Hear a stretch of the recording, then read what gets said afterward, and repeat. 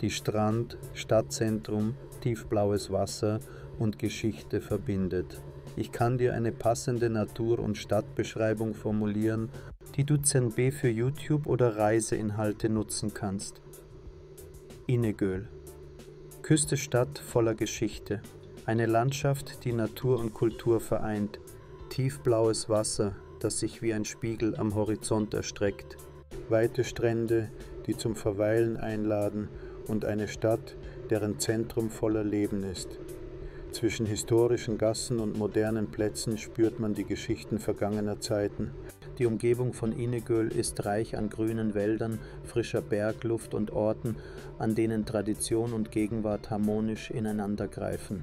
Inegöl liegt zwar nicht direkt an einer Küste, es ist eher für seine Berge, Wälder und das berühmte Inegöl-Köfte bekannt, aber ich verstehe, dass du eine atmosphärische Beschreibung suchst.